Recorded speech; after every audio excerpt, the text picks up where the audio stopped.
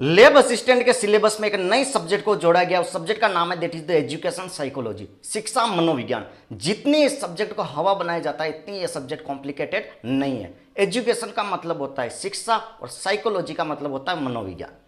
तो एजुकेशन का अगर मैं एक सिंपल डेफिनेशन में बताऊं तो आपको कोई किताब लाके दे दी, उस किताब का आप क्या कर सकते हो, या तो उस किताब को आप पढ़ सकते हो या फिर पढ़ के किसी को पढ़ा सकते हो। मतलब या तो सीख सकते हो या किसी को सिखा सकते हो। दो काम ही शिक्षा का हो सकता है। तो शिक्षा का मतलब क्या हो गया, सीखना और सिखाने से। क्लियर है। अब तीसरा बंदा खड़ा हुआ आके बोला कि सर हम तो भंगार वाला आता ना, वो कबाड़ वाला, उसको बेच देंगे। ठीक है, वो बेच देना, वो फालतू की चीजों में आएगा।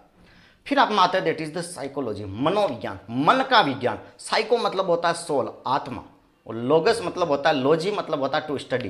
तो ये कह रहा है कि whenever we are interested to study about the soul, जब हम आत्मा को पढ़ना चाहते हैं, आत्मा का अध्ययन करते हैं, दैट इज द साइकोलॉजी। कई बार आपने देखा होगा कोई आदमी बेकी बेकी सी बातें करता है, पागलों टाइप बातें करता है, तो उसको कहते हैं कि आप तू जा भैया साइकोलॉजिस्ट के पास जा, अपना इलाज करवा।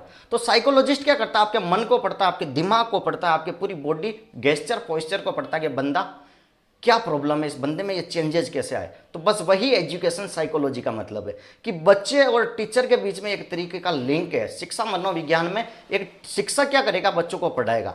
तो इसमें उन सारे बिंदुओं पर केंद्रित किया जाता है, उन सारे बिंदुओं को पढ़ा जाता है कि हम कैसे पढ़ाए किसी बच्चे को समझ में आ जाए। समझ रहे हो, एजुकेशन साइकोलॉजी मतलब हम कैसे इंप्रूवमेंट करें कि बच्चे को हर चीज़ समझ में आ जाए। देखो कोई बच्चा बहुत इंटेलिजेंट होता है, कोई मंद बुद्धि का होता है, और आप इंटेलिजेंट को ध्यान में रखकर अगर फटाफट फटाफट पढ़ाते गए और वो बच्चा मुंह देखेगा, अरे सर क्या पढ़ा रहे हो, कुछ समझ में नहीं आ रहा। तो ये इसीलिए एक थ्योरी आई, या साइंटिस्ट ने कहा कि भाई ऐसा कुछ माहौल क्रिएट करते कि बच्चों को समझ में आना चाहिए। तो उसके लिए एक सब्जेक्ट है एजुकेशन साइकोलॉजी। अरस्तु वगैरह बहुत सारे साइंटिस्ट आए, तो उन्होंने अपने अपने आइडिया दिया। किसी ने कहा कि भाई बच्चों को एग्जाम्पल से समझो, किसी ने कहा डायग्राम से समझो, किसी ने कहा कि देखो बच्चे को कितना समझ में आ रहा उस हिसाब से समझो। सबकी अपनी अपनी आइडियोलॉजी थी। ठीक है, तो एजुकेशन साइकोलॉजी की आई थिंक आपको डेफिनेशन तो क्लियर हो गई होगी कि बच्चों को केंद्रित में रख के, मतलब या बच्चों की आत्मा को पढ़कर उनको पढ़ाना।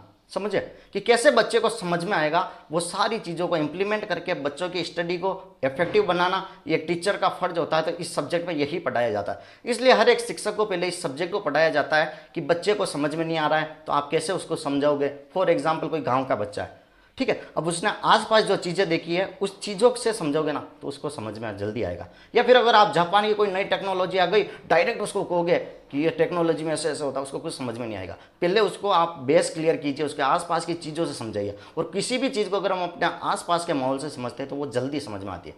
तो आई थिंक आपको एजुकेशन साइकोलॉजी का बेसिक मतलब आपको समझ में आ गया होगा। तो चैनल को लाइक शेयर सब्सक्राइब जरूर कर दे अगर आपको लगता है कि मैं अच्छे से पढ़ा सकता हूँ या पढ़ा रहा हूँ, ताकि मैं आपके पूरी सीरीज पढ़ा दूंगा। फिजिक्स केमिस्ट्री बायोलॉजी 1 महीने के अंदर पूरा सिलेबस कवर करा दूंगा। लेकिन देखो चैनल को लाइक शेयर सब्सक्राइब जरूर कीजिए ताकि यार मुझे भी मोटिवेशन मिले कि हाँ यार इतने बच्चे मेरे से पढ़ना चाहते हैं। Thank you so much.